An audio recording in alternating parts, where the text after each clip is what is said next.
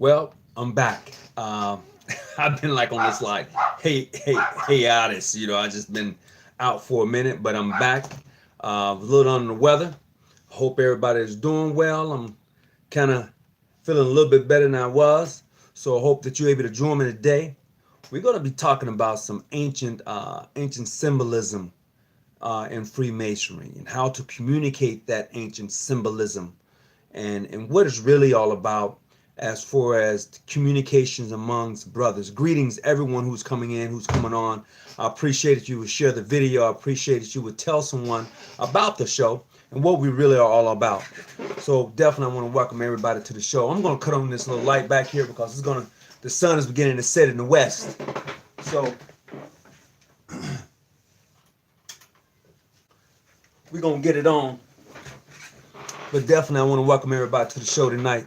John G. Jones, Research Lodge number 147, Grandmaster Calvin Sanders, Grandmaster State. I'm just one of the members of John G. Jones Research. I want to send a big shout out to brother Stephen Jackson. He's definitely been a big help to me in putting together some things and showing me some things that I can that would help with the show. And to anyone who's giving me a call in regards to the show and telling me, hey, you know what, try this or try that, I want to just say I appreciate it from the bottom of my heart to yours. And definitely we're going to get in here tonight and we're going to talk about some things because I feel that a lot of brothers really misses a lot of things that happens in Freemasonry and it don't get shared. It doesn't get passed along. So tonight I want to be able to do that. I want to be able to pass along what I have to you, what I found out in my own studies, and I will want you to do the same. And in the process, you pass that light on too. And therefore, we will be able to, in this journey we call Freemasonry, enjoy the organization itself. So we're going to get right into it. So first thing I'm going to talk about is the language in Freemasonry that no one tends to talk about or even write it down. And I say that because what I see happening is that, hold on just a second, I need to do this real quick. Just a second, bear with me. Boom, that should do it right there. Yep, that'll do it right there. So what I'm finding is that there's a language that's in Freemasonry and it's hardly ever talked about. And the language is how we're supposed to write things down. There comes a point and part within your obligation where you say certain things, and what you wouldn't do and how you would not disclose, or you know what I'm saying. If you're a Mason and have gone through the initiation, you know exactly what I'm saying. But there's a way that Masons are to communicate with each other by being real discreet. That's a southern slang. I can't even get the tongue to say the word right. But follow me, if you will, as we look at a couple of things.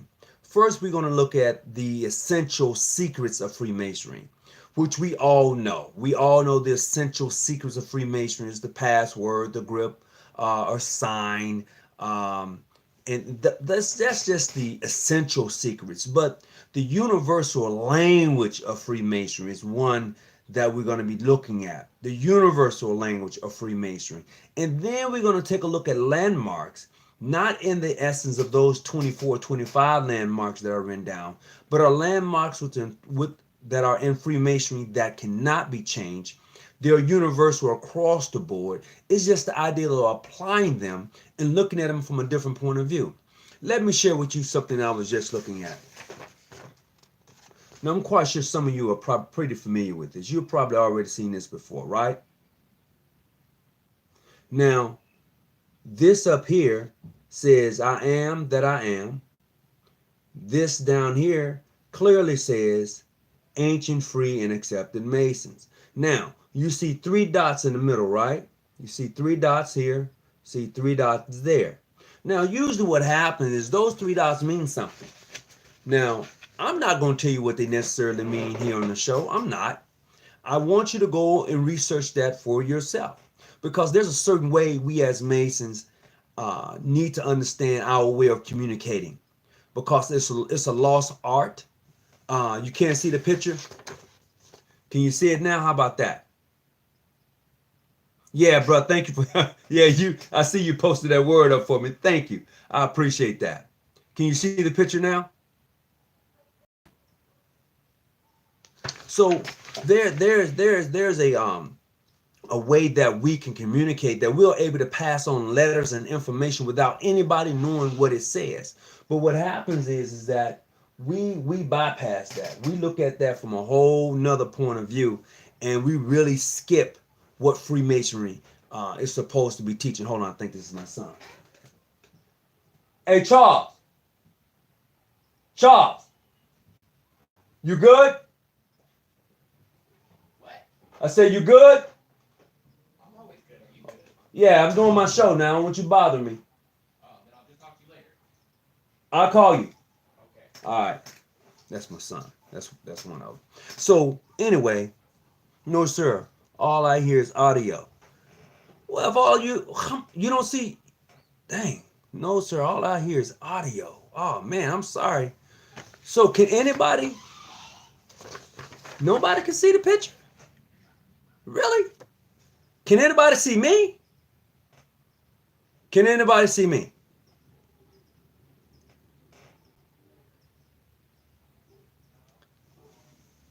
All right. Okay. Some can see it, some can't. I don't know what the miscommunication feed is on yours, but yeah. Ancient cryptic lettering of the ancient stone cutters. Absolutely. Absolutely. Okay, I'm gonna go into that a little deeper. Okay, so as the brother said, these are he said is ancient cryptic lettering of the stone cutters. All right, so in saying that, and you see this, okay, this right here is clearly saying ancient, free, and accepted Masons, but it has the three dots. Now, as I said, I'm not going to talk about them because I want you to go research them on your own, because they're very significant to Freemasonry. Then up here, up top, it says, I am that I am. But see, here's the thing. This is how Masons were able to pass on letters without them being intercepted. And then even if you intercepted that, you would know what it was or is, because at the time, Freemason was such a secret society, a secret organization, to very few people knew who they were. And that's what captured a lot of people about coming into Freemasonry. It's because at one point in time, nobody really knew who the Freemasons were, who was part of Freemasonry. That's what made the organization what it is. But now we're so blatant, opening about who we are, which is cool. That's cool, But we've lost in the process. We've lost some of the tangible things that makes our society different from any other. We've lost some of that. What we've done is we're trying to sell it in the essence of getting more members in. So we'll go out and we make this thing more of a social club, in the make it a social club more so than what it should be. That's what we have done with it. To be a Mason, it means something. We've lost the tangibles within the confines of Freemasonry and trying to sell the organization. It's become more commercialized now. And we've lost the very thing that we held so dear and so close to us. But if we do not go back and grab it for ourselves, it will become lost forever. There's just a few of us who are out there who really go and indulge ourselves in the essence of Freemasonry to understand Freemasonry. Okay, and I say that only because what I found in my own journey in Freemasonry, sometimes I get trapped in Freemasonry from a today's perspective. And I get in the back and forth with brothers about history, about who said, she said, that's okay at times. But to actually go and indulge yourself in the rabbit hole of Freemasonry, only a few of us do that. And when I say indulge yourself in the rabbit hole of Freemasonry, that means to understand and write down that lost art of Freemasonry. Okay? We use the cryptic code in our jurisdiction. We do also. The point of the matter is how many How many Masons can pick up that cryptic code book and read it and write the language down? Now, I'm not good at writing it down, but I can read it. And that's the weirdest thing. That is the weirdest thing. You know, some jurisdictions use the cryptic and some don't. But in the process, I would hope that many of us learn the cryptic writing and language of Freemasonry, because everything that Freemasonry does is hidden in allegories and symbols. It is hidden in allegories and symbols. Everything. And this is where we need to really, I think this is the hook that we can use to fish with when you're looking at bringing new members in. And when I say that's the hook, I'm simply saying that Freemasonry is different than any organization you may want to become a part of, whether it be any of the Divine Nine or Divine 10, or be any organization. Freemasonry is set apart. It is truly set apart. There are other auxiliaries, which are attached to Freemasonry, but in the Freemasonry is set apart. It is, but we need to stop trying to sell it. We need to stop trying to sell it. And when I say stop trying to sell it, Freemasonry has become commercialized, and we've lost some of the essence of Freemasonry that really sets us apart, you know. So in my own research, what I've been doing is trying to learn. I'm learning this, and in the process of learning this, I'm finding that if I can write it down well, learn the alphabets, and write this stuff down, and I can pass on a letter to another brother, and he can leave it out in the open and dare anybody to pick it up and read it. This is how Masons were at one time able to pass on the information. They wrote it down and passed it on. And people would look at it now, the ball up, and this was nothing, because they didn't understand it. And this is where this is what I believe is going to help us and propel Freemasonry to a higher level, when we're able to grab that back, take it back. It belongs to us. And when the brother said it was cryptic and that was written in stone, when you go to the pyramids, even if you can YouTube, Google, even some of this is even written on the pyramids. I tell you what you do, since you think I'm lying. Go look at the movie Predator. Go look at the movie Predator, and you will see him, you know, when he does this little thing right here, you will see this. You will see that. All I'm saying is that it's in plain sight. I'm just saying what we need to do is just go. Now they're selling the light instead of letting me become to the light. I'm seeking light. Oh, bro, that totally got me right there. Okay, so what I'm saying is that we need to understand what we are part of, because it's bigger. You know, anytime you put your brand before Freemasonry, you have totally lost Freemasonry. Anytime you put your brand, like if I say I am a member of John G. Jones Grand Lodge of California, okay, that's the jurisdiction. Anytime I put that brand, that name before Freemasonry, okay, I'm losing it. I've lost it, you know. And I say that because, yeah, Freemasonry, John G. Jones, PHA, International Modern Free, yeah, that's great. That's all great. But what I'm saying is that we shouldn't put the affiliation before the Mason. That's all I'm saying. Your jurisdiction is great, but once you go outside the boundaries of that jurisdiction, you are a Mason. Oh, well, I'm special. I'm a John G. Jones Mason. No, sir, you're just a Mason, period. You know, because if you consider where you meet at, your lodge, if that's where your lodge is at, and you consider this is it, then you have lost the essence of Freemasonry. This is why this is so important. This is why we have to look at this and, okay, so if Masonry has its own language, we need to understand it. I tell you what, and this may shock some of you brothers. I know that the Crips and the Bloods and the Pyrus got their own language. You can't tell me they don't. They got things they write down. You can go and pick it up. If you don't understand the lingo, you'll put it down and whatever. This is why they had Hoover locked up in a jail cell. Because he was able to write down things. They'd look at the letter. They'd be like, forget about it. Give him the letter. This is what we have to get back to. This is what separates Masonry from anything and everybody else. There are many individuals who are part of this great order of Freemasonry, who have jobs in various places throughout the government, throughout whatever walk of life. You will find a Freemasons in that walk of life. Truth. Hear me clearly. Whatever walk of life, you will find a Freemason. Any of y'all think I'm lying? You said newly initiated, Eastern Star, learning about our organization. Well, welcome aboard. I'm going to talk about the Eastern Star in a minute.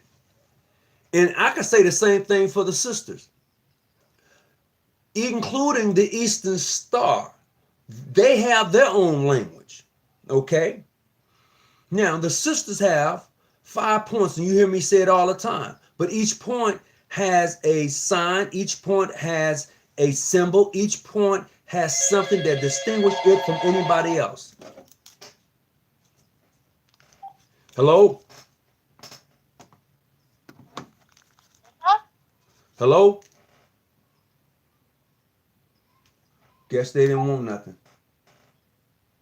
Well, anyway, each sign of the Eastern Star, each point on the Eastern Star has a sign, a password. All right? Each one of them. And they have their own way of communicating with their sisters. Now, brothers, if you have been initiated Eastern Star, then you would also be privy to that information. The Eastern Star's got their own grip. Okay? Let's take this thing to a whole nother level, because a lot of us miss out on the essence of the fraternal order for which we are a part of, because we get bogged down and he said, she said, you're this, no, let's have an understanding that this thing is universal. You know, I feel that wherever I go, and I'm going to say this here, there's a Mason in every walk of life. Oh, you don't think so? I need somebody to, I'm going to tell you, there's a Mason in every walk of life. Now, in some walks of life, I don't like it because I get pissed off. But I do know that there's a Mason in every walk of life. You know, and there's a sister in every walk of life. Because in the sisterhood of the Order of the Eastern Star, you are walking a labyrinth of life, which represents those 5 parts of your life as a woman. And I can say the same thing for a man. We're going through the youth, the age, and then a manhood, and an old man in his dunnage, right? We're going through that because there's going to come a time to we're going to be that old man who sit up under the tree. If you read Ecclesiastes, you know exactly what I'm talking about, Master Masons. Just go read the book. So in the essence of Freemasonry, in the confines of which we find ourselves in, and also inclusive of the Order of the Eastern Star, because as I've said before, the compass and square is hidden within the star. And not only is that hidden within the star, the sisters have what they call an insignia around the star. But I don't know how many of them get into the insignia around the star. Okay? And not only that, when you look at the insignia around the star, those same insignias around that star can be found in a 33rd degree. That's a fact. If you don't believe me, sister of the Order of the Eastern Star, look at the insignias around the bottom of your star. Oh my God, I wish I had my book. And it has them. Where's my Eastern Star book? I don't have my Eastern Star book where I can look at the insignia and I can break that whole thing down to you. And it's on there. And just to show you how close Freemasonry and the Eastern Star is or are, check this out. So in the Eastern Star, you have a broken column. Am I right, sisters? You have a broken column. So the brothers also have a broken column. It means the same thing.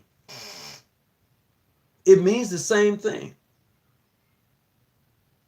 But what we do is, because we don't understand each other in the arts and the symbols of Freemasonry and the Order of Eastern Star, there's a disconnect because a lot of brothers don't deal with the sisters on that level. They don't become patrons. They don't go to chapter meetings. And the sisters here in the United States are not allowed to visit brothers' lodges. I'm just saying, unless you're co-ed, but that's for another time. So you have to consider that. So I'm going to ask once again, how many of you don't believe that there's Masons are in all phases and walks of life? It's just the truth. I am that I am. One way for a brother to recognize another brother, even if the letters was written in English, a Hebrew context, that the brother may identify him. Absolutely correct, bro. Okay. To research your jurisdiction too, to see if you have yeah, absolutely. We have those little thin black books. My mother is a sister and we talk all the time. All right. Yes, Brother Foster, you're right. The symbolism goes hand in hand. But I don't know how many people want to explain that to sisters. I don't know how many people want to go in depth with sisters in regards to that. Maybe they feel they're giving too much information to the sisters or whatever. But if you are my sister or if you are my brother, I'm supposed to be shedding light. I'm supposed to giving this to you. I'm supposed to be saying, hey, iron sharpens iron. Let me share this with you. But too many times we get information and don't want to share like it's going to make us more smarter than anyone else.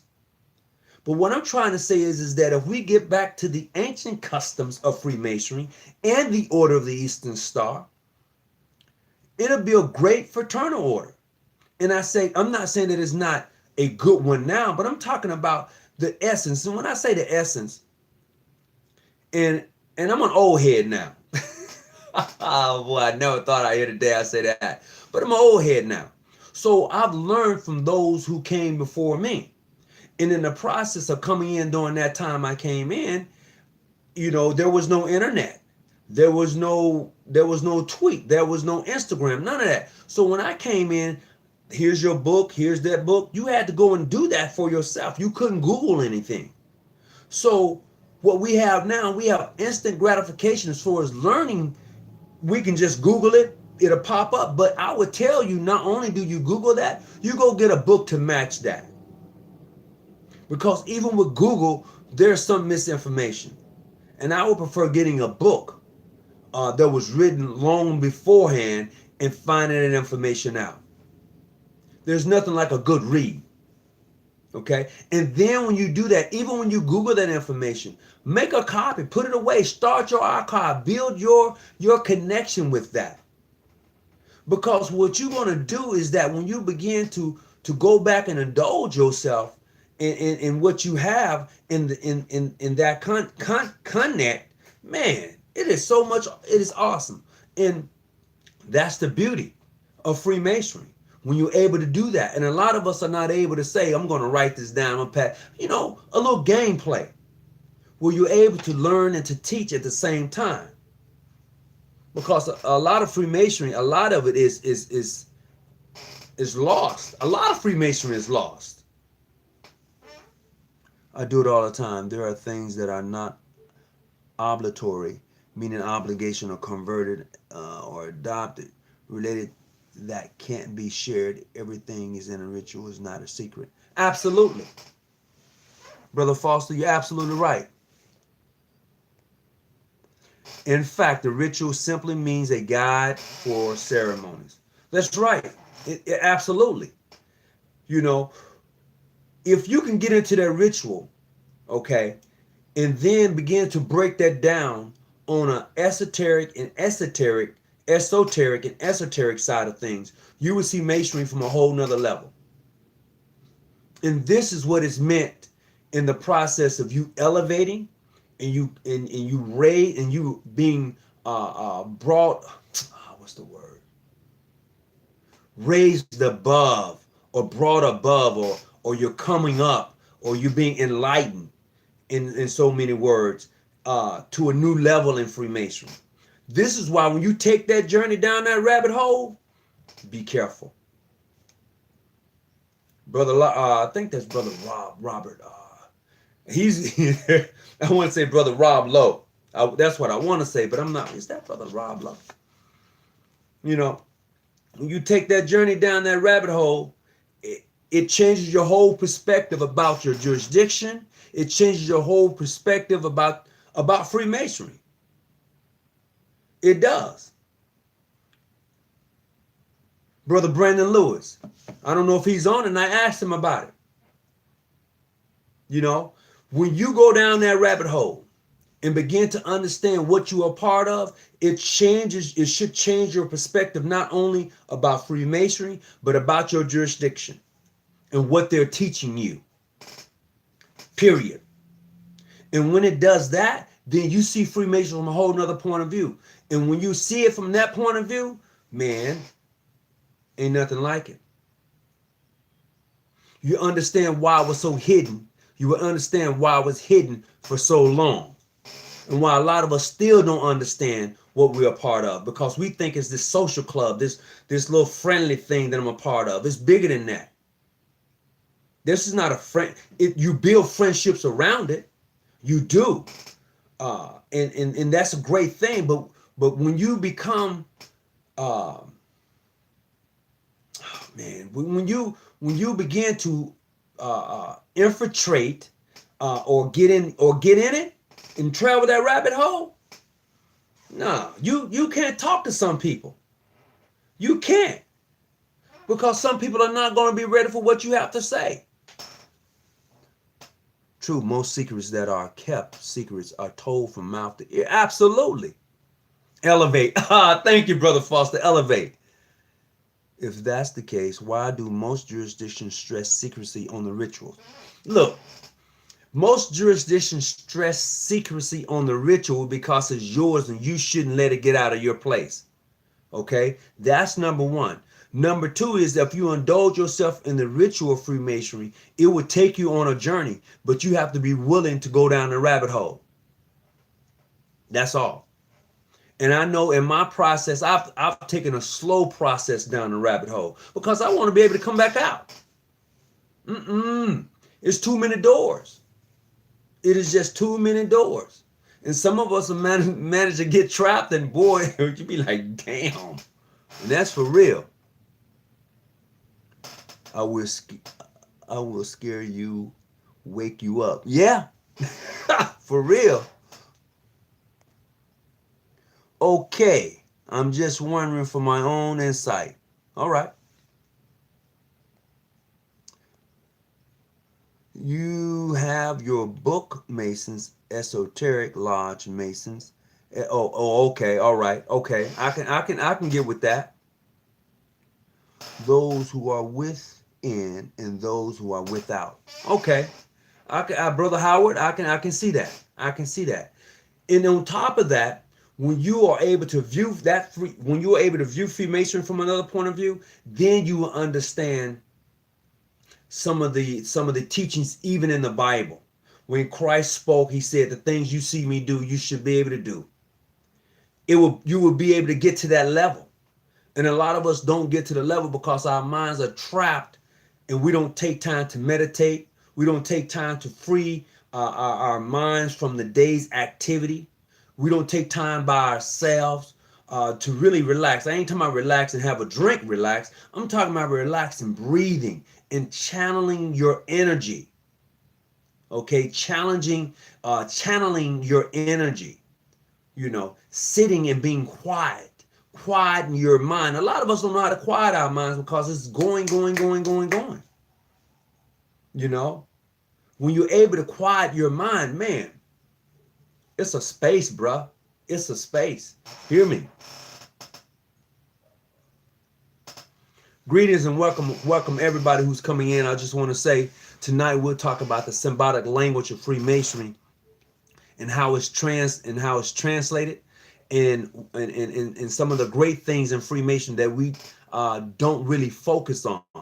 Some of the things that we've forgotten, and in the process of forgetting those great things, we have soul Freemasonry. You know, Freemasonry has now become commercialized, and we have definitely you know, we selling it, and including myself. I can't leave myself out of it. I'm part of that. I'm somewhat part of that problem because I like wearing the jackets. I do. I have a few of them. You know, I like wearing the shirts. It's great.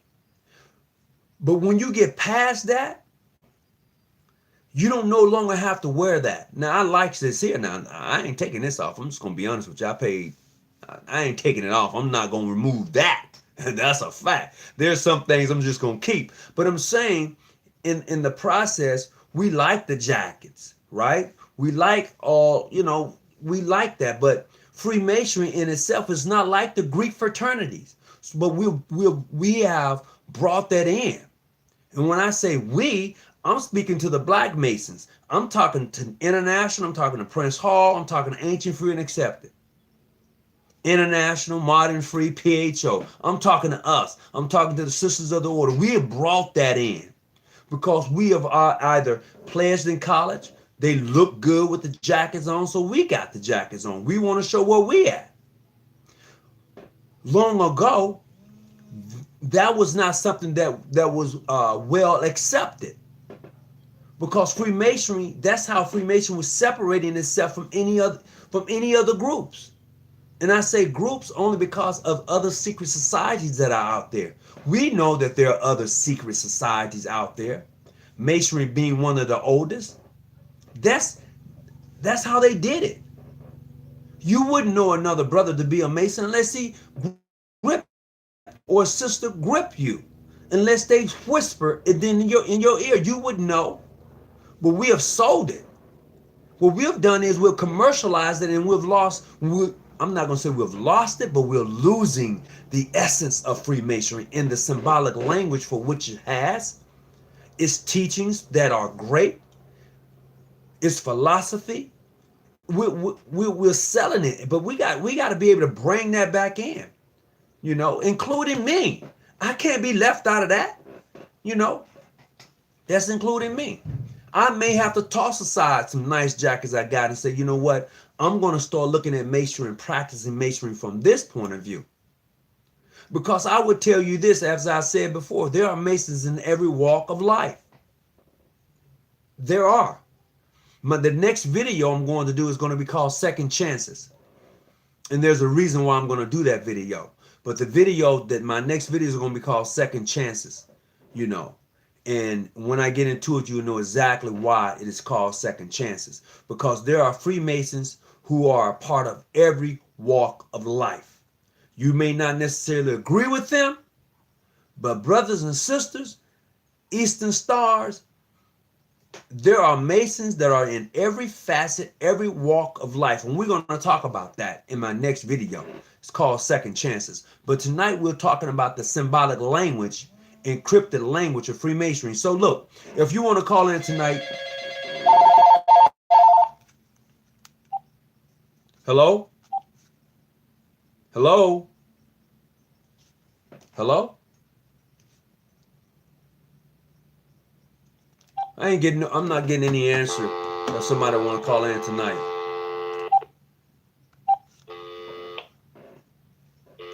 Well, I guess not.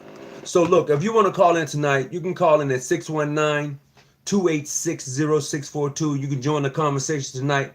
The show is open to anybody who wants to call in, be it a sister of the order or a brother of the craft. We want to have a good time tonight, so please call into the show, 619 2860642. Brother Terrell, would you please put that number up? I'm not able to do it just right offhand. I appreciate it. If you're still on, I appreciate it if you can throw that number up for me right away. So 619-286-0642 is the call-in number tonight. If you have my cell phone number, which is 619-985-1184, definitely give it a call. Give it a call. I will appreciate it if you would do that.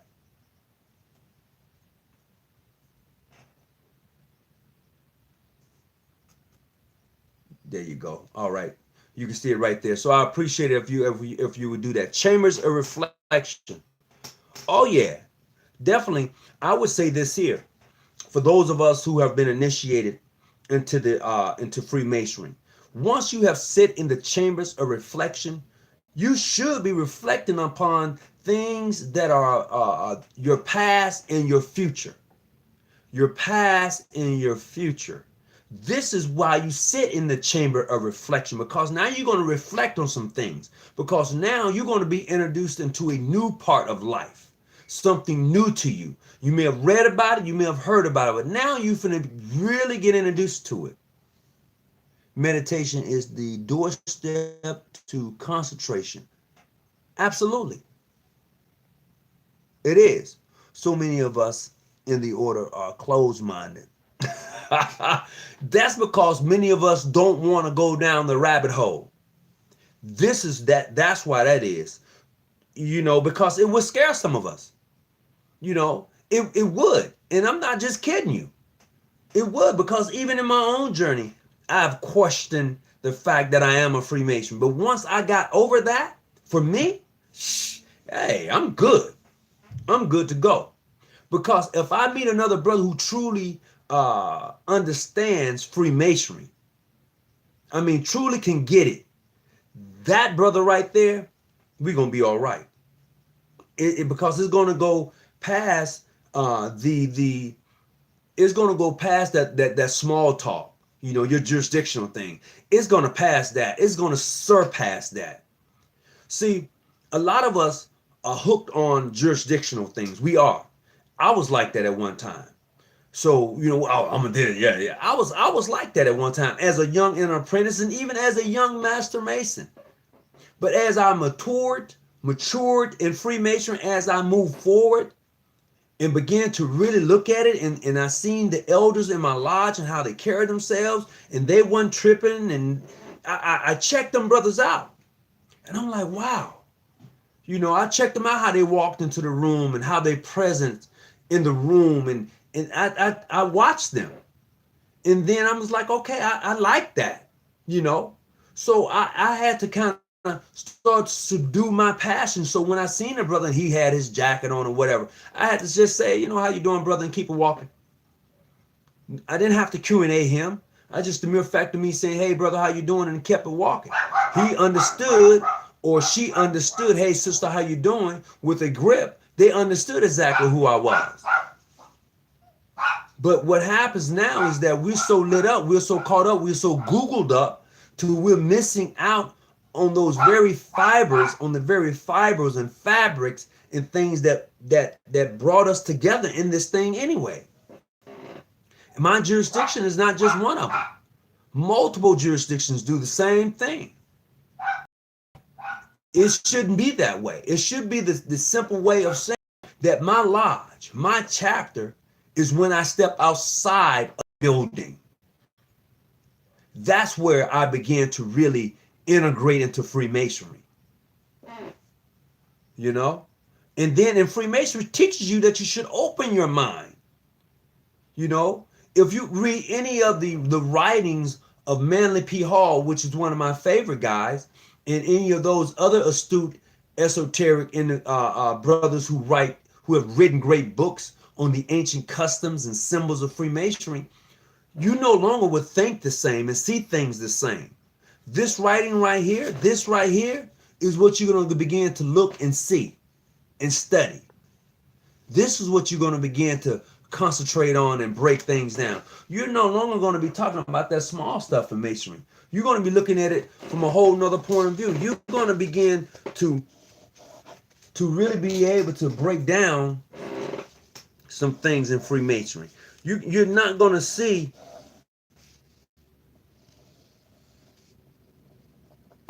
you're going to be looking at this from a whole nother point of view. Okay? You're no longer going to see St. John Baptist, St. John the Evangelist, your senior deacon or your junior deacon. This is all going to change. Them two pillars, them two lines, they're going to change. Okay? You're going to see this in a different way. That circle, eternal life, you're going to see that from another point of view. That dot in the middle, you're going to see that from a whole nother point of view. Trust me. I'll tell you what you do. Here's what you do, Masons. You take a compass. Okay, you take a compass into apprentice. You take a compass, right? Put it in the center of the Bible, right? And open it up. Take that home with you, right? So you're going to be that infant in Freemasonry. You're no longer going to be that infant in the Order of the Eastern Star. You're going to be seeing things differently. So as above, so below. You're going to see things differently.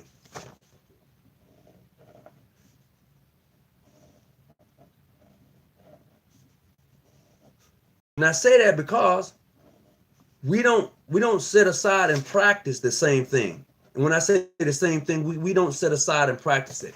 So when you see this, you should see the compass, the square, and the star. Because within this, it is hidden.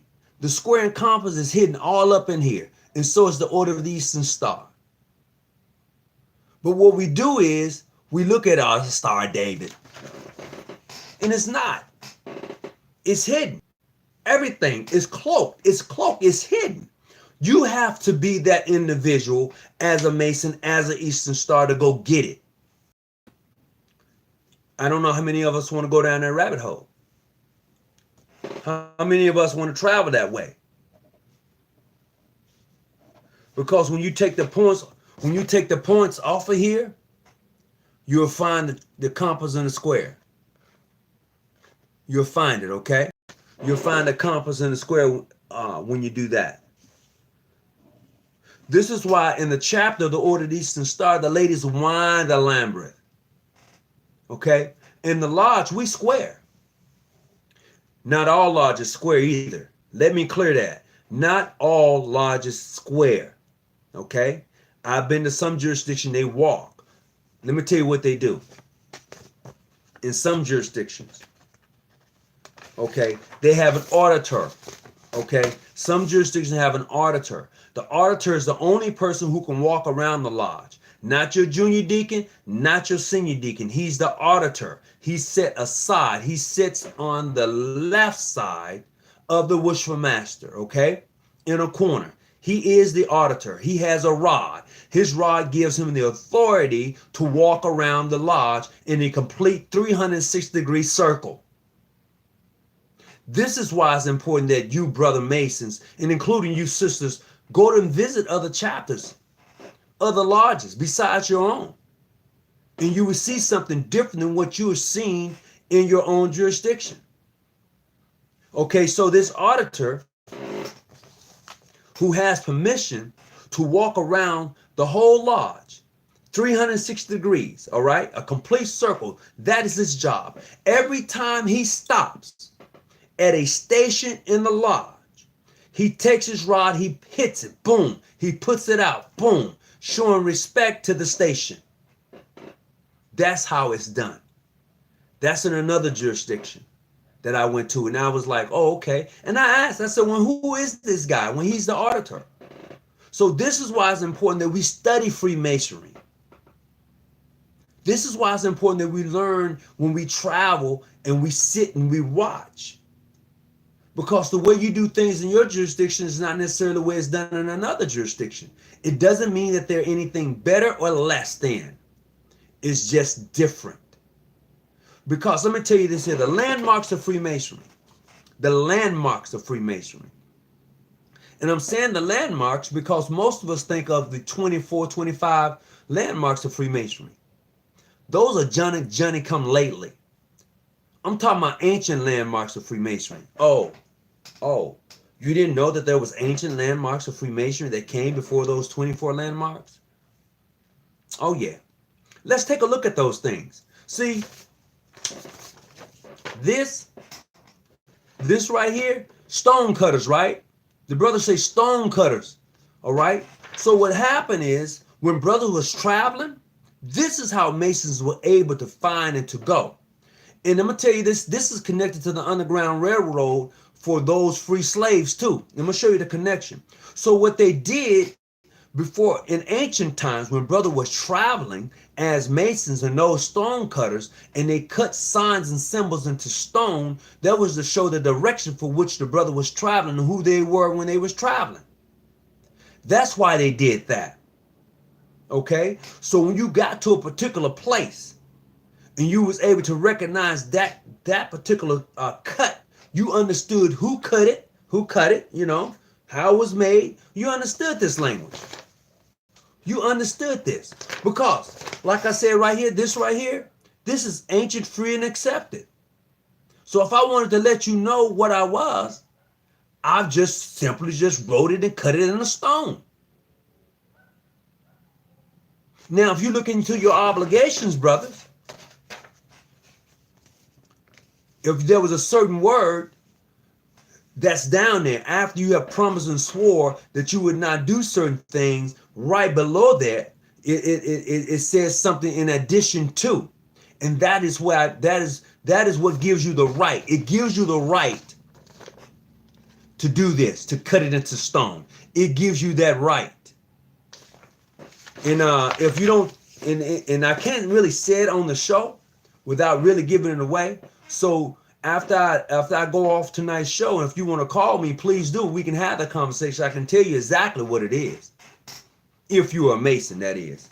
I just don't want anybody to call me up. If you're a Mason, you got my number. You can call me up and I can tell you. All right? We can have that conversation. I can tell you exactly what it is. A brother must get to the chambers of reflections and, okay, Brother Arts. Oh, okay. Those who tell don't know, and those who don't tell, okay, mute the word. Yep. I agree. Masonry in some cases has become a fashion show. It is one of the oldest, not just fraternities, fraternal orders, but I'm going to say secret societies. I'm going to say secret societies. Well, Masonry's not a secret society. You a lie. The only reason it's not now is because most people want to talk about it publicly, like I'm doing now. But yeah, if you really want to get down to it, Masonry is a secret society. I have brothers in my lodge right now that won't tell anybody that they're a Mason. They won't wear any jewelry. They don't even want their names on the roll. Because once your name is on the roll, it becomes public record. You know that, right? If you have a 501c3, whatever that non-profit status that so many of our lodges have, you know, that sets you up for a whole lot of things. This is why some Grand Lodges, I know some Grand Lodges won't touch a 50 non-profit status. They will not touch it. And the reason they won't touch it is because that gives people public access to your organization, because you know you get the write-offs, you get this, you get that. So now people have a right to see and to know. Oh, you didn't see it from that point of view, huh? That's why in Masonry itself, in the beginning, there was no there was none of this non-profit status. Masons took care of Masons. Eastern Stars took care of Eastern Stars. This is what we did. That's why people wanted to join the organization.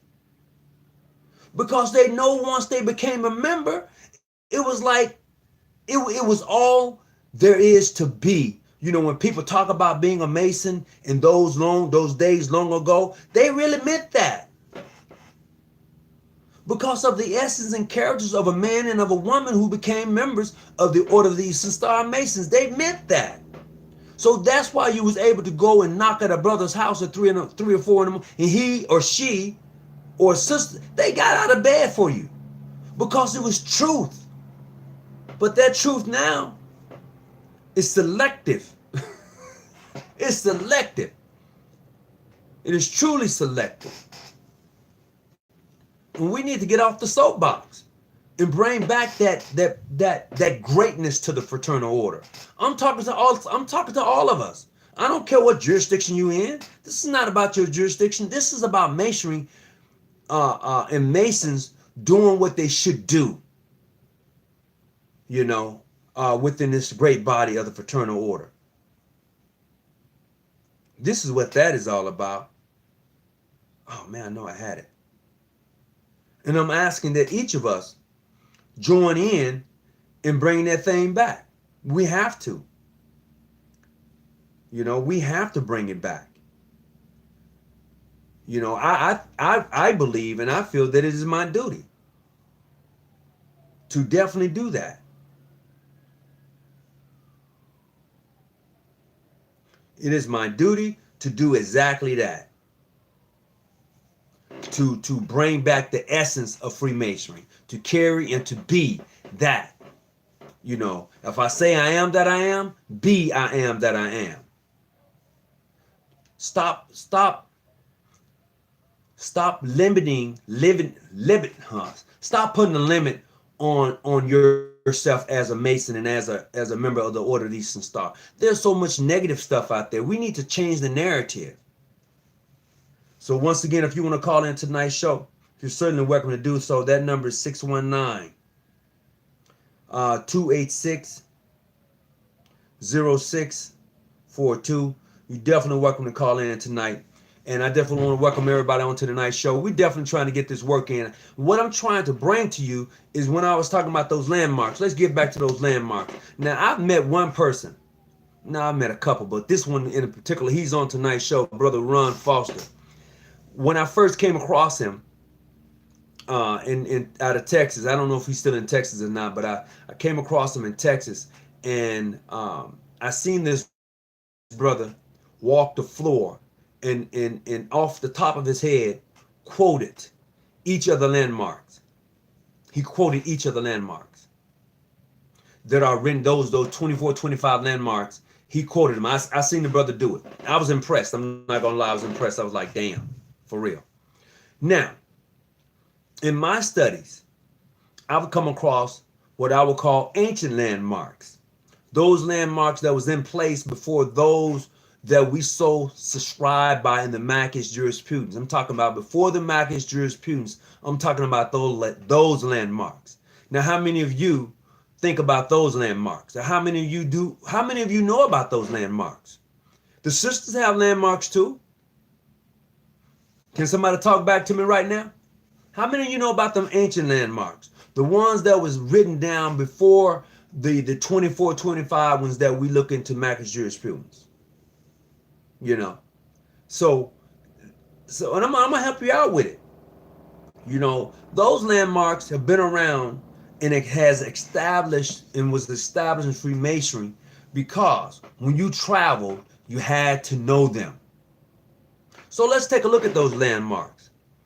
And you may not never heard them called landmarks, but they're truly landmarks. Those landmarks are very simple. Masons, Eastern Stars. Those landmarks are your grip. Your grip is a landmark. Yes, it's a landmark. It's truly a landmark. Hello. Hey, Tony, how you doing, bro? I'm all right. Who am I speaking with? This is your cousin Lenny out in Savannah, Georgia. Hey, can I give you a call right back? All right. Give me just a few minutes. All right. All right. That was my cousin Lenny from Atlanta, Georgia, trying to call in. I ain't talking to him right now, but I'm talking to you right now. So I'm just saying, how many of you considered that those were landmarks? And they are truly landmarks. I'm going to tell you where you can find them at and where I got it from. Okay, so your landmarks. These are landmarks before Maggie's jurisprudence. Okay, so the jewels of a lodge are landmarks. Okay, all right. The grips are landmarks. Your tokens, your words are landmarks. Your signs and symbols are landmarks. Those things was there before the 24 landmarks that was written down, 24, 25 landmarks that was written down in Mackey's jurisprudence.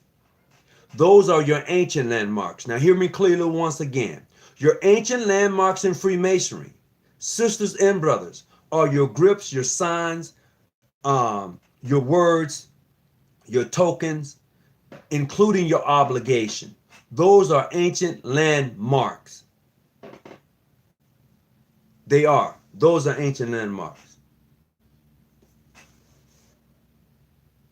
Oh, Brother Lewis, on the others must have been created by, yes, absolutely. Absolutely. You're right, brother Brandon Lewis, you're right. Political standards. But I'm talking about ancient landmarks, which separates from the political standards, because what happens is the political standard separates our jurisdictions. I'm in this jurisdiction, I'm in that jurisdiction, I'm in this. That separates everything. That's what political, that's what the politics does, you know. But the ancient landmarks themselves, they join us together. This is why in politics, when Masons are in politics, and there's a lot of Masons in politics, there's a lot of Masons in a lot of walks of life, this is how they was able to do what they did and still do. Say what you want to say. Oh, it's truth. Don't trip. Yes, a secret organization, Masonry, is for how we do Masonic work. Undercover, isn't that a secret? Oh, it is. But what's Masonic works, brother? When you say Masonic works, what Masonic works are you speaking of? Because I'm finna take you down a rabbit hole right now. Landmarks.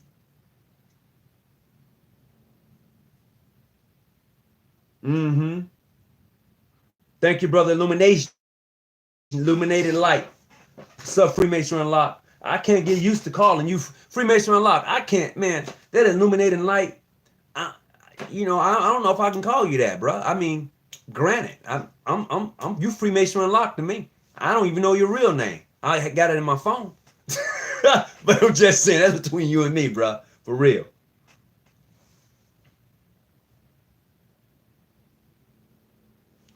Oh yeah.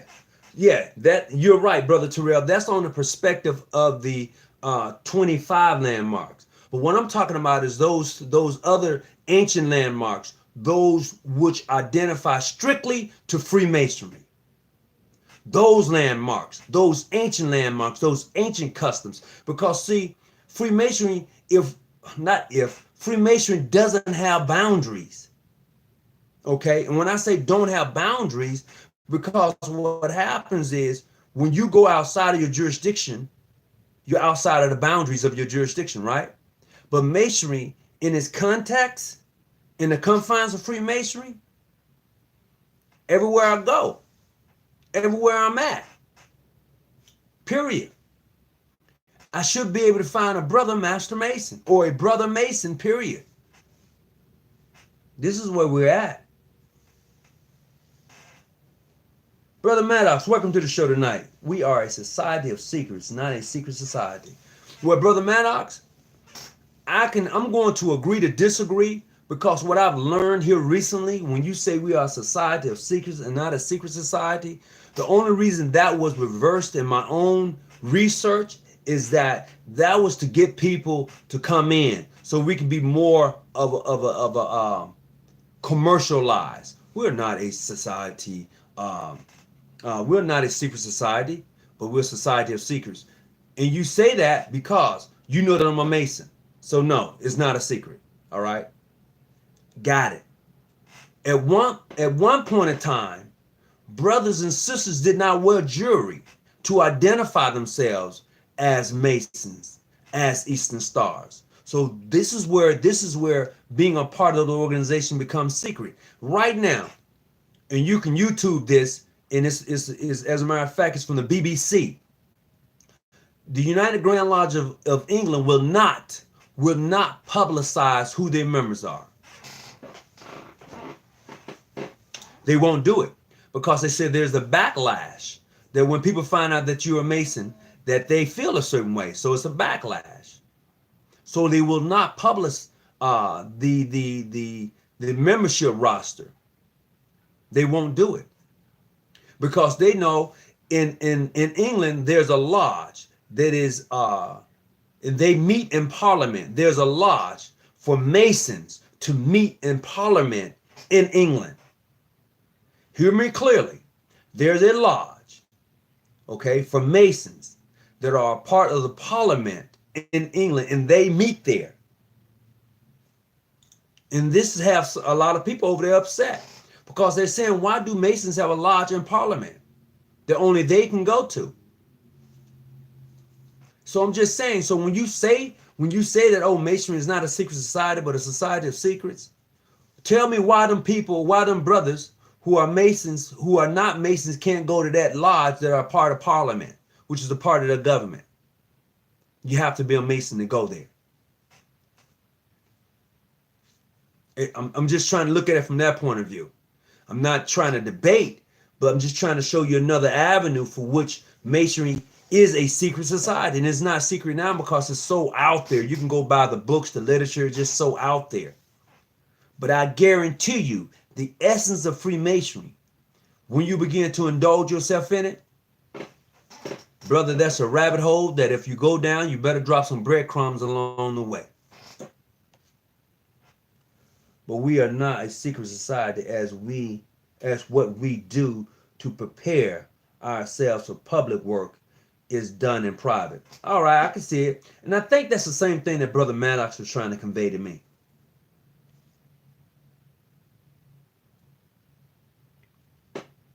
Okay, we are a fraternity that don't solicit or deal with, I think he said, politics and religion. And brother, you can say that, but I'm going to disagree with you on that. Now, here's what you said. You said we are a fraternity that do not solicit or deal with politics and religion. That's not true.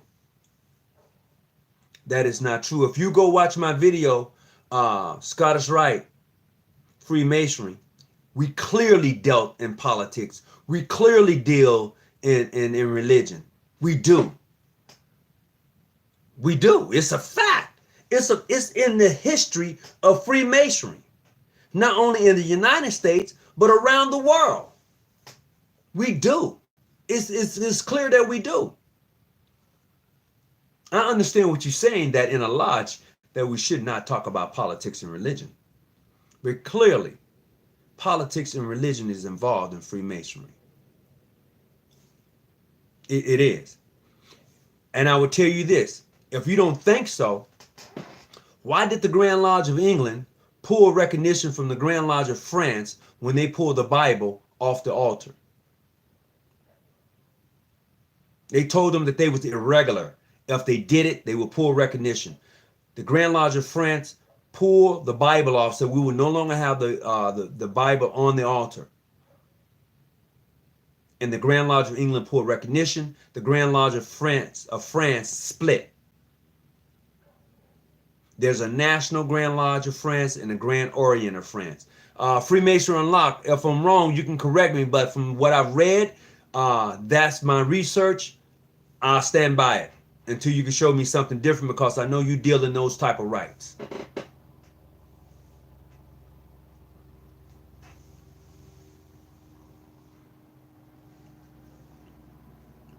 Oh yeah, if you want to throw the Knights Templar in there, you can throw the Knights Templar in there. And if you are a Knights Templar, you have taken the Apostle Creed. Okay? That's religious, brothers. Simple as that.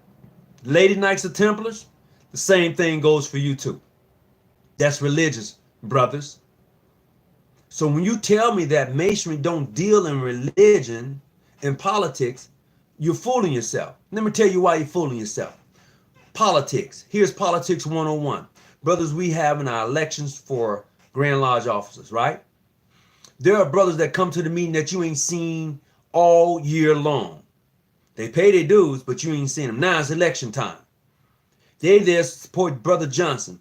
Brother Johnson, he's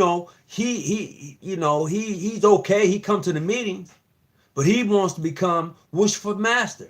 He's been senior warden for a few years, and he know the works a little bit, but he's not ready to be worshipful master yet. And you know he's not ready. But because he sit in that seat for a couple of years, well, go on give him a chance, bro. Go on give him a chance. Now he goes and get Brother Johnson, Amos, and a couple of other brothers who ain't been to the meeting all year round, vote for him. That's politics. So when you tell me politics ain't in your jurisdiction, yeah. Don't let this be on a national level too. When you go to grand session, when you go to the Supreme Session, it happens. It is what it is. So let's stop saying that Masonry don't deal in politics and religion. Just say that we try to refrain from having it in discussion, But clearly we do. It's just a fact.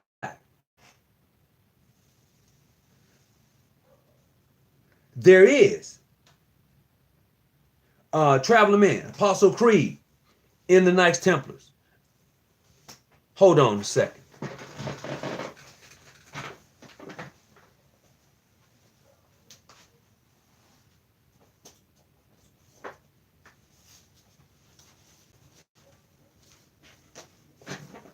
Now, most jurisdictions that I know of use this here book right here. It's called the Knights Templar Illustrated, right? This book here has all of the Knights Templars in there. It has complete initiation. It has it all in there. This book right here, okay?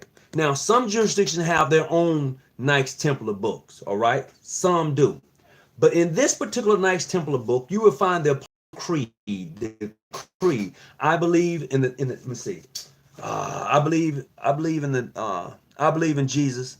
I believe in the Holy Ghost. I believe in the Catholic Church. I believe that Jesus died and rose from the grave, and on the third day ascended into heaven and set it on the right hand, Father God.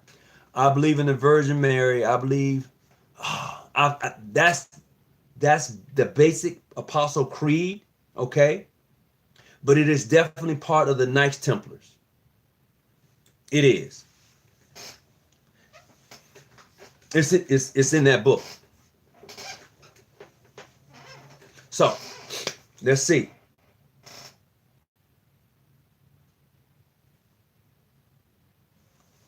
Perfect example. Jurisdictions have St. John services at Baptist churches and requires that all members attend. That is interjected religion. Yep. And membership, even if they are not Christians. Absolutely. Brother False, that is absolutely correct. Now, I'm gonna tell you this here. I went to a St. John's Day in another jurisdiction, and in the process, it was esoteric. The whole thing was totally different than anything I've seen before. I've spoke about it before, and I've continued to go back in fellowship with my Hispanic brothers, because the way they do their St. John's Day is not like they don't it's not held in a church, and it's done more spiritually than that which we get in a church. It's not it's just different. It's very symbolic. It's very esoteric. It's all of that. It's a big feast. It's a celebration of one is a celebration of death and one is a celebration of life. St. John's Days, St. John the Baptist and St. John the Evangelist. One is held in December, deals with death. The one that is held in June, around June sometimes, deals in life. Okay? Summer solstice, winter solstice. All right? So this is how you have to break that thing down. That's a rabbit hole. tell you, once you go down that journey, make sure you bring you some and drop them. Brother Brandon Lewis, am I lying? Absolutely. Absolutely. June and December. You could, Brother Lewis, if you can type it about the rabbit hole, is it true or not? I mean, you and I have talked. I just need somebody to verify what I'm saying about that rabbit hole, because a lot of people don't believe that once they start this journey down the rabbit hole, they're not going to see Masonry from a jurisdictional point of view anymore. That's the journey that I've taken. I don't see Freemason from a jurisdictional thing anymore. That 4-letter, 3-letter argument that I was once part of years ago, that's a backdoor thing now. That thing right there it's a dead donor. It's over. That discussion, that 3-letter, 4-letter discussion that brothers like to talk about and some sisters like to get involved with, that's for immature Masons. Hear me clearly. That 3-letter, and that's like that. That 4-letter, 3-letter discussion is for immature Masons and Eastern Stars. You have not yet matured enough to have real discussion about Freemasonry. Hell, that should be a video I should do. Because you haven't. Because mature Masons, bruh, they different. When I talk to Brother Christopher Jackson, mature Mason is different. All right? Freemasonry law, it's different. Brother Jackson, Brother Daryl Jackson out of New York, different. Okay? People I've had on the show like Brother Aha, it's different. You know? Brother King Musa, different. See, when you mature in Freemasonry, your whole language changes, your whole outlook, the way you see things, the way you view brothers and sisters, it changes. You're no longer debating 3-letter, 4-letter. You leave it alone. I know I've done videos on it, but even for myself, as I've matured in Freemasonry, as I've grown, as I've gone down that rabbit hole and dropped the breadcrumbs along the way, that thing right there, that's for young ones. You know, they tell me young men fight wars, old men start them. I've taken a seat on the sideline for that one.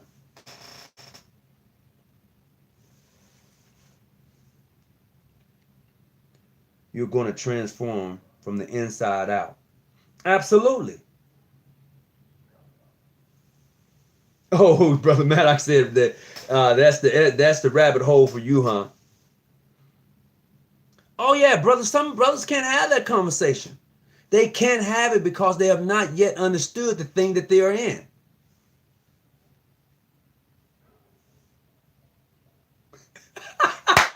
Brother Lewis said, Brother Brandon Lewis said, it will make you question life. It will. It will exactly do that. And this is why we have to understand the ancient landmarks of Freemasonry. This is why we have to understand the cryptic writing that Freemasons once did. If you're gonna call yourself a Freemason, don't deal with the small stuff. Don't deal with that immature talk of the catechism in Freemasonry. Deal with the real stuff in Freemasonry, where you're able to walk around brothers and sisters and have a mature conversation about Freemasonry and understand the dialogue is different. When I'm talking to Brother Brandon Lewis, when he texts me, when he showed me information, the dialogue is different. Okay? It's not even a jurisdictional thing. It's a thing about what you've learned, how to elevate yourself. You know, that's why they said once upon a time, oh, the Masons used to be able to stop a train. Y'all heard that. Don't tell me you ain't never heard that. Man, the Masons, bro, they really take care of each other, bro. You could be, and they do that sign thing, man.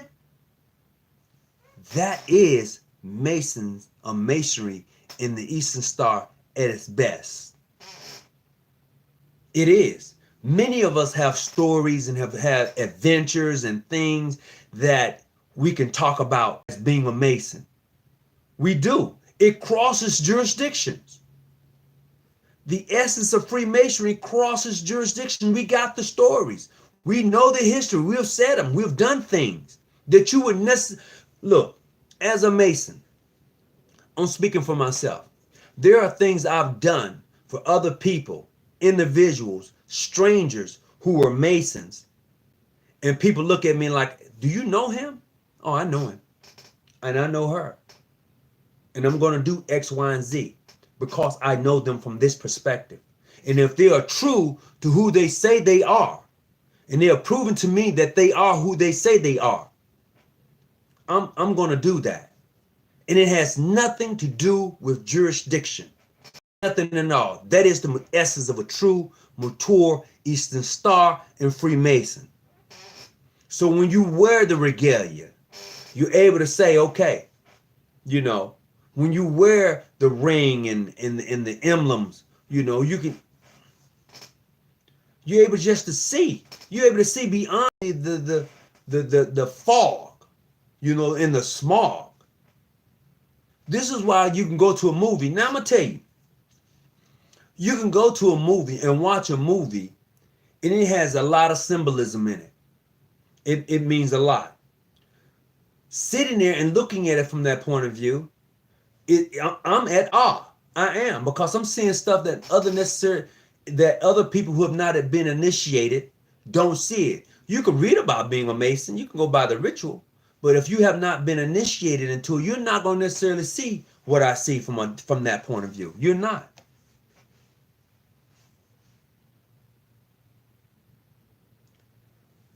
Alex was there. Knee insight, wisdom allows me to see the difference between the two. All right, I can take that. We all on 3, 5, and 7. No, all of us ain't on 3, 5, and 7, brother. And I understand what you're trying to say, which would be great if we were all on 3, 5, 7. But all of us ain't on 3, 5, 7. And I say that because everybody that I meet in this thing called Freemason are not necessarily my brother or my sister. And it's not because of your jurisdiction. It is because of your character. It is because of how you carry yourself. It is because how you treat other people. So no, everybody is not on 3, 5, and 7. Everybody is not on the level. Everybody don't act on the square. Okay? No. They don't do it. If I see you treat a person X, Y, and Z way, no. I don't know what just happened. I went off. Damn it.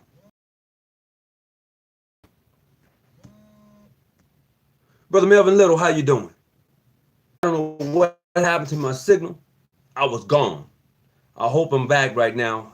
If you can see me or hear me, please click up. I'm back.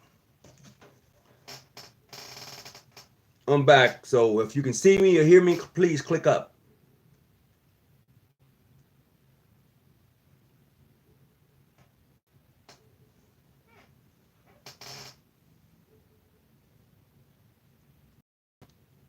I'm back up. Okay, I'm back up.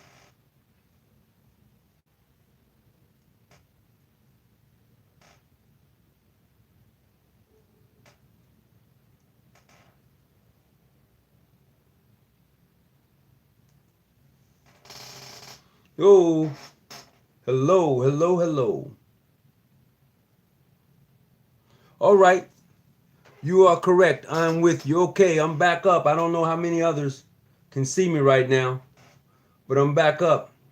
I don't know what happened. Let me see if I can come back. I don't know, but I'm gonna keep on going. So, what this brother say? I may on you or him or them to be a brother, but I would never know if you or him or they can be a true Mason. Hey, busted. It went away. Hopefully I can bring it back on some of the devices. tonight. Let me see if I can. Yeah, it looks like I'm back. So definitely we have to kind of look at this thing from a whole nother perspective. And when I say that, when I say look at it, the is used to identify your stations to other members in your membership to uninitiated. Oh, okay. Gotcha. Well, I want to welcome everybody back. I appreciate it. Glad you was able to hang on. Wasn't for sure exactly what happened, uh, why the connection just went like that, but definitely I'm glad to be back. So, uh, whatever, whatever happened, I hope it doesn't happen again. Let's see something here that may help. All right. So welcome everybody back to the show. I don't know what happened just a few minutes ago. Went off feed, but now I'm back. So let's continue to do this work in. Let's continue to get this work in right now. Hold on. Let's see.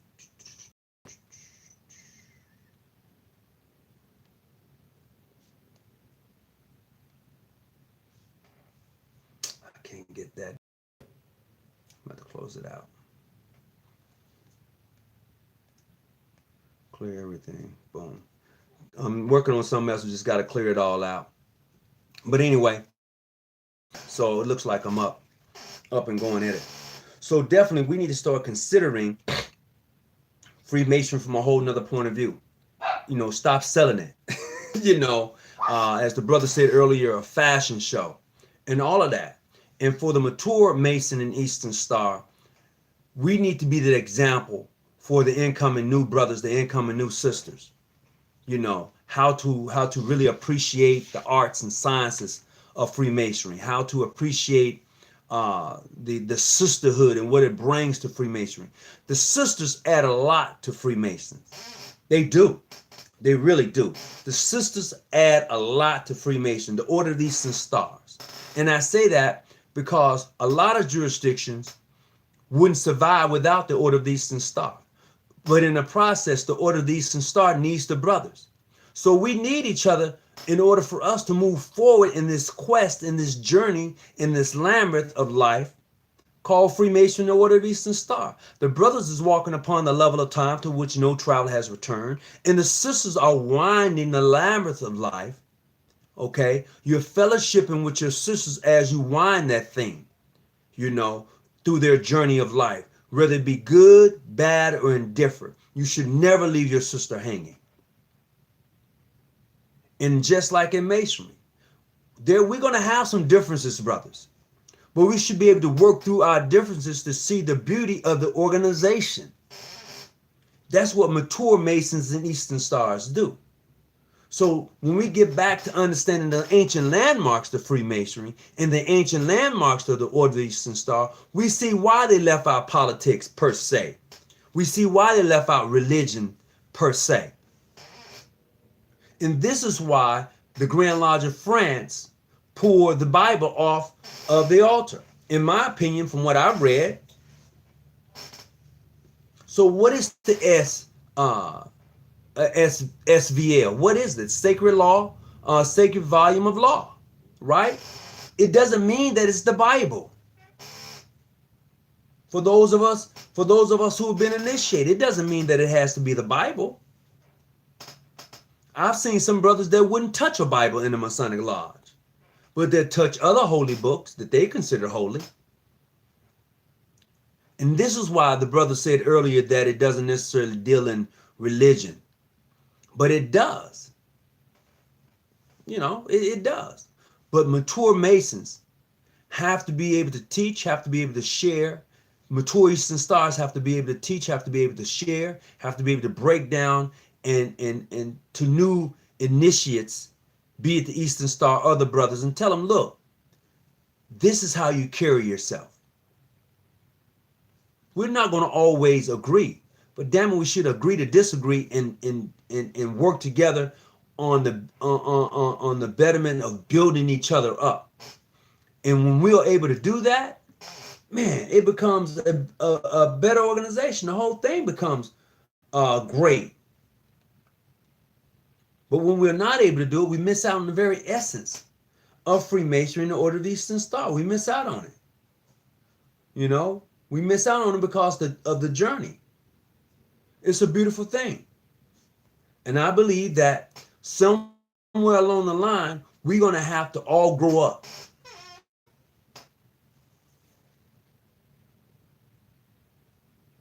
The regalia is used to identify. Okay.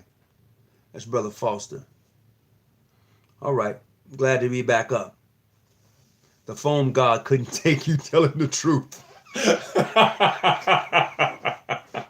All right. I appreciate that, brother. All right. What VSL does the Grand Lodge of Friends have on the altar? None. The Grand Lodge of Friends has no VSL on the altar. This is why the Grand Lodge of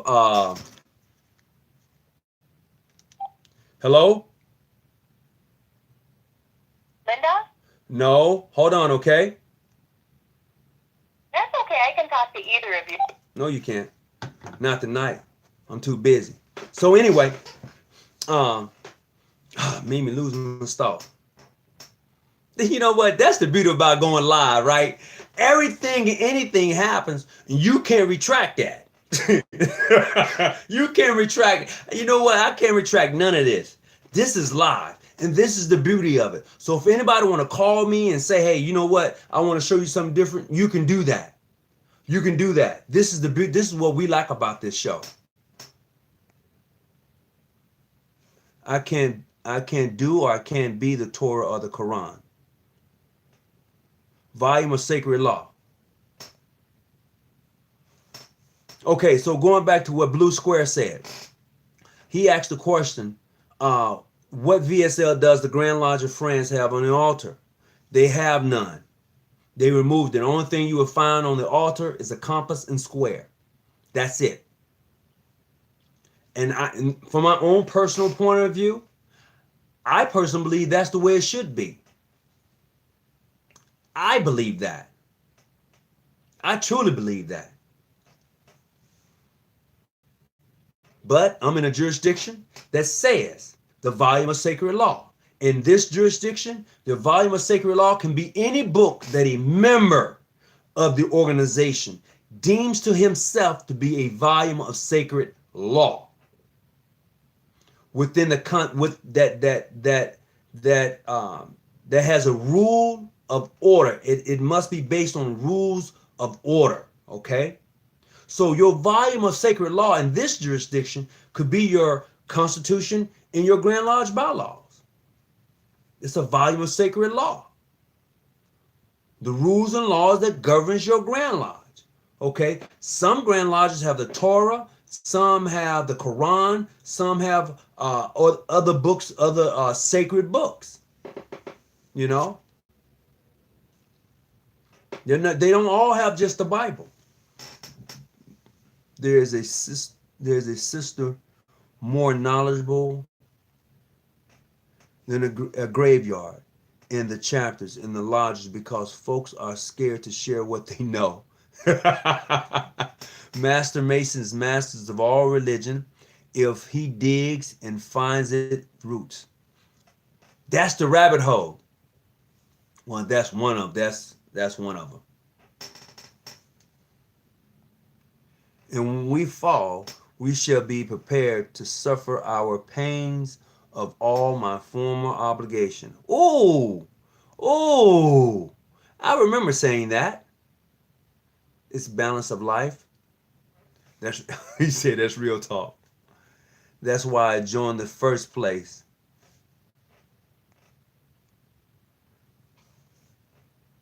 All right, Brother Alex Hawkins, I like the fact that you are emphasizing the sciences. Oh, thank you. I appreciate that, bro. I'm just catching up. I'm just trying to catch everything that was written.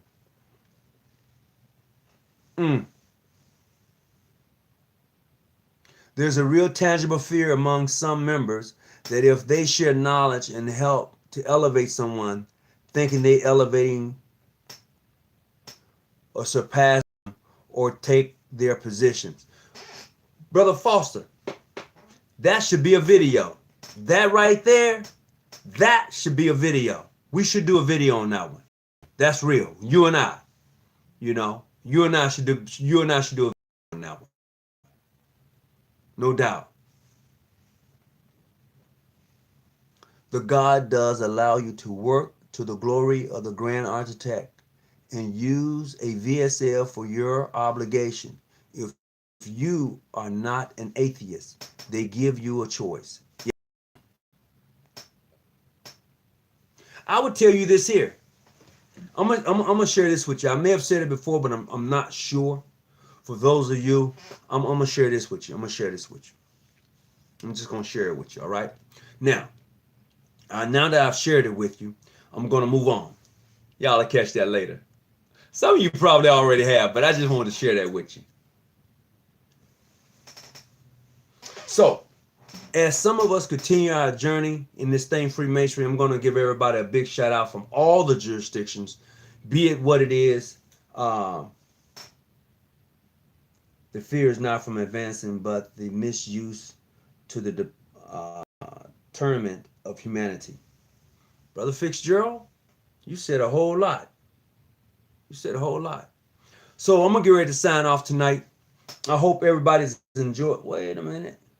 The Grand Orient definitely allows initiates to have their religious text of their faith on the altar. Okay. So I'm going to get ready to sign off for the night. I hope everyone has enjoyed the show and all of the interruptions, everything. This is live streaming. This is a live show. So whatever happens, happens. And I just hope that you enjoy the show and everything that I have to bring to it. And whatever you have to bring to it, because I learned from you also. So as we begin to depart tonight, I want to make sure that I keep each of my brothers and sisters in prayer. And you know what? Let's keep each other lifted up. And I say that because there's a lot of things going on around us. A lot of us are hurt. A lot of us are having issues. A lot of us are going through a whole lot in life. And we need prayer. Some of us need a hug. Even a thug need a hug. So, you come across a brother and sister in the craft, in life, they're going through some stuff. They may need a smile. They may need a hug. You may be the very person that's able to lift them up. So don't put your foot on their neck. Reach down, pull them up, and dust them off. And together you're better.